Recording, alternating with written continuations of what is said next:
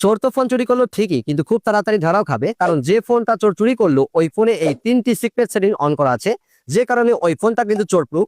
দেখুন, যখনই ফোন চুরি হয় চোর সবার প্রথমে কি করে, ফোনটা অফ করার চেষ্টা করে, কিন্তু চোর যদি ফোনটা অফ করতে না পারে সেজন্য ফোনের সেটিংসে গিয়ে require password to power off এই সেটিংসটা এনাবল করে রাখুন। তাহলে চোর যখনই আপনার ফোন অফ করতে যাবে আপনার ফোনের পাসওয়ার্ড চাইবে। চোর তো আর আপনার ফোনের পাসওয়ার্ড জানে না, তাই ফোন অফ করতেও সে পারবে না। এখন আপনারা ভাবতে পারেন চোর তো ফোনের এরোপ্লেন মোডও অন করে রাখতে পারে। আরে ভাই, সেটাও সে করতে পারবে না। জাস্ট আপনি আপনার ফোনের নোটিফিকেশন এন্ড স্ট্যাটাস বার থেকে মোর সেটিংসে গিয়ে এই সেটিংসটা ডিজেবল করে দেন। এই সেটিংসটা ডিজেবল করলে আপনার ফোনটা লক থাকা অবস্থায় ফোনের নোটিফিকেশন বার টান দিয়ে এরোপ্লেন মোডটা অন করতে পারবে না।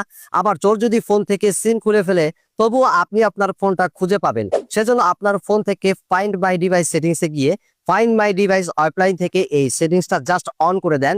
তাহলে সেটিংসের পর আপনার ফোন অফলাইনে থাকলেও